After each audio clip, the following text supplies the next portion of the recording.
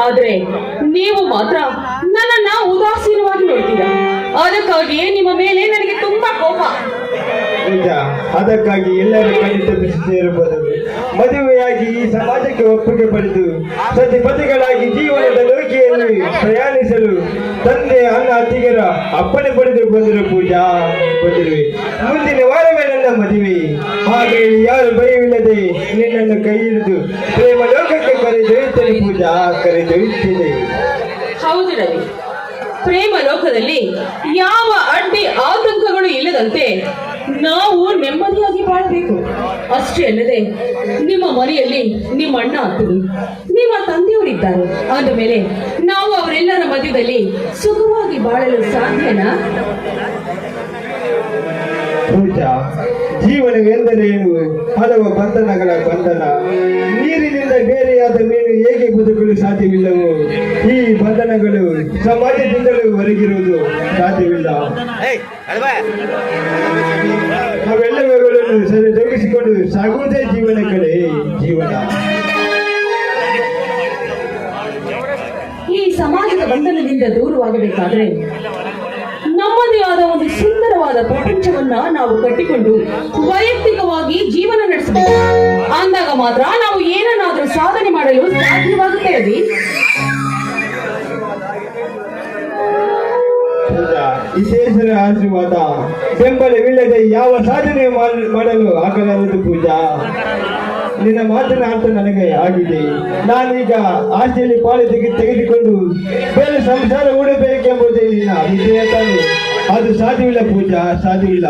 ನನ್ನ ತಂದೆಯವರು ಜೀವಂತ ಇರುವವರೆಗೂ ಅಸಾಧ್ಯದ ಮಾತು.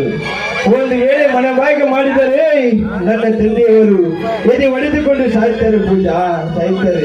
ದಯವಿಟ್ಟು ಸಮಯ ಬರುವವರೆಗೂ ಅಂತ ಆಲೋಚನೆ ಮಾಡಿದರು ಪೂಜಾ, ಮಾಡಿದರು. ಆದಷ್ಟು ಬೇಗ ಬರಲಿ ಅಂತ ನಾನು ಕೇಳ್ಕೊಂತೀನಿ ರವಿ. ಯಾಕೆ ಗೊತ್ತಾ ರವಿ, ನಿಮ್ಮ ತಂದೆಯವರ ಬಗ್ಗೆ ಆಗಲಿ ನಿಮ್ಮ ಅಣ್ಣ ಅತ್ತಿಗೆಯವರ ಬಗ್ಗೆ ಆಗಲಿ ಖಂಡಿತವಾಗಿಯೂ ನನಗೆ ಬೇಸರವಿಲ್ಲ.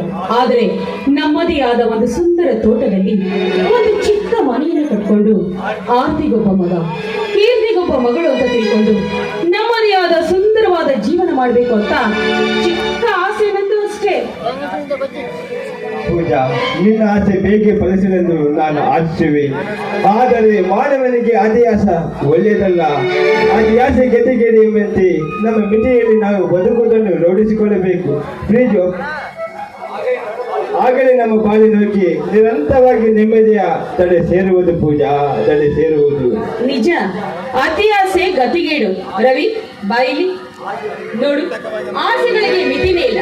ಆದರೆ ಆ ಸುಂದರವಾದ ಹೂತೋಟದಲ್ಲಿ ಆ ಸೂರ್ಯನ ಕಿರಣಕ್ಕಾಗಿ, ಆ ರಶ್ಮಿಗಾಗಿ ಆ ತಾವರೆಗಳು ಹೇಗೆ ಹರಡಿ ನಿಂತಿದೆ ಅಂತ ಅಷ್ಟೇ ಅಲ್ಲ, ಪ್ರೇಮದ ಗಾನವನ್ನು ಕೇಳುತ್ತಾ ಒಂದಕ್ಕೊಂದು ಪಕ್ಷಿಗಳು ಎಷ್ಟೊಂದು ಇಂಪಾಗಿ ಸುಮಧುರವಾಗಿ ಗಾನವನ್ನು ಹಾಡ್ತಾ ಇದೆ. ಅದು ಅಲ್ಲದೆ ಆ ಮರಗಳು ವಿಶಾಲವಾದ ಕೊಂಬೆಗಳನ್ನು ಚಾಚಿಕೊಂಡು ತನ್ನ ಪ್ರಿಯಕರನ ಬರುವಿಕೆಗಾಗಿ ಕಾಯುತ್ತಾ ನಿಂತಿದೆ. ಅದಕ್ಕಾಗಿ ನಾನು ನನ್ನ ಪ್ರಿಯಕರನಿಗೋಸ್ಕರ ಇಷ್ಟೊತ್ತಿಂದ ಕಾಯ್ತಾ ಇದ್ದೆ. ಬಾ ಪ್ರಿಯಕರ, ನಿನಗಾಗಿ ನನಗಾಗಿ ಹಾಡೊಂದು ಪ್ರೇಮದ ಗಾನವನ್ನ. ಪೂಜಾ, ನನಗೂ ಒಂದು ಆಸೆ ಇದೆ. ನಿನ್ನ ಕಂಗಳಲ್ಲೇ ನಿನ್ನ ಪ್ರತಿಬಿಂಬ ನೋಡಿಕೊಳ್ಳುವ ಆಸೆ. ನಿನ್ನ ಕೆಂಟಿಡೆಯನ್ನು ಸವಿದು ಶೃಂಗಾರ ಲೋಕದ ಬಾಗಿಲಿಂದ ತೆರೆಯುವ ಆಸೆ. ನಿನ್ನ ಮನೆಯಲ್ಲಿ ಮಲಗಿ ಮಗುವಿನಂತೆ ಸಂತೋಷಿಸಿಕೊಳ್ಳುವ ಆಸೆ. ಪ್ಲೀಸ್, ನನ್ನ ಆಸೆಯನ್ನು ಪೂರೈಸು ಪೂಜಾ, ಪೂರೈಸುವಯ. ಖಂಡಿತವಾಗಿಯೂ ಮಾತಿನಂತೆ ನಿನ್ನ ಪ್ರೇಮದ ಮಾತನ್ನ ಖಂಡಿತವಾಗಿಯೂ ನಾನು ಪೂರೈಸುತ್ತೇನೆ. ಹೀಗೆ ಆನಂದವಾಗಿ ಸಾಗಲಿ ನಮ್ಮ ಜೀವನದ ಪಯಣ.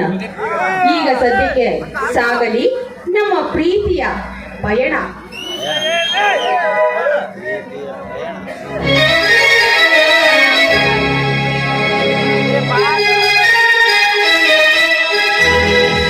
ಹೃದಯ ನೀಡಿದಾಗ ಶ್ರುತಿಯು ಕೂಡಿದಾಗ ನೀನೇ ನನ್ನ ಜೀವ, ನೀನೇ ನನ್ನ ಭಾವ.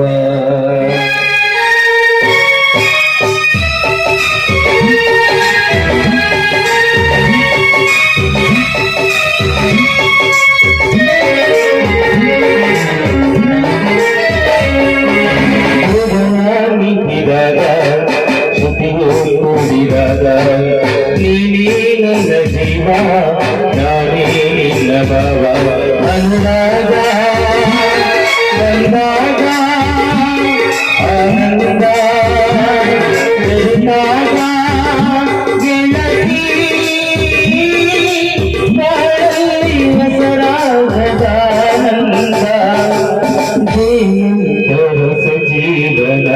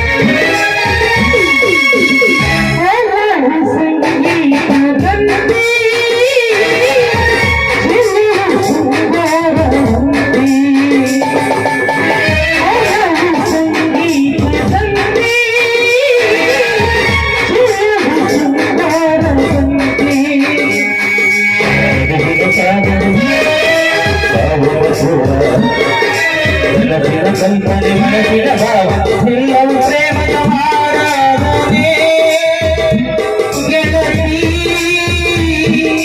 ಬಾಳಲ್ಲಿ ಹೆಸರಾಗದ ಹೊಸ ಜೀವನ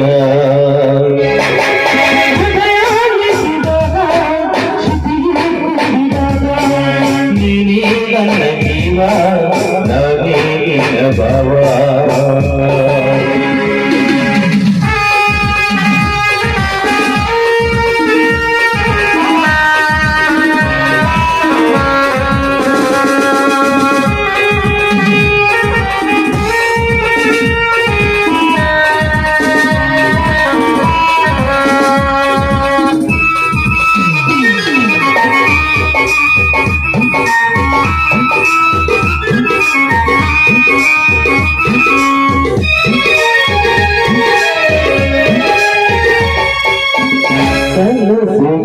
ಕೈಗೂಡಿದಂತೆ ಕನಸು ಒಂದಾಗುವಂತೆ ಕನಸು ಕೈಗೂಡಿದಂತೆ ಕನಸು ಒಂದಾಗುವಂತೆ ರಸಮಯ ಜೀವನ ಒಬ್ಬುಗಾನ ಹೂವಿನ ಗಂಧಕ್ಕೆ ಗುಂಪಿಯ ತನನ ಬೆಳೆಯುವ ಸ್ನೇಹದ ಮನಮೋಹನ ಬಾಳಲ್ಲಿ ಹೆಸರಾಗದ ಹೊಸ ಜೀವನ ಹೃದಯ ನೀಡಿದಾಗ ಶ್ರುತಿಯು ಕೂಡಿದಾಗ ನೀನೇ ನನ್ನ ಜೀವ ನಾನೇ ನಿನ್ನ ಭಾವ ಅನುರಾಗ ಬಂದಾಗ ಬಾಳಲ್ಲಿ ಬೆರೆತಾಗ ಗೆಳತಿ ಬಾಳಲ್ಲಿ ಹೆಸರಾಗದ ಆನಂದ ಹೊಸ ಜೀವನ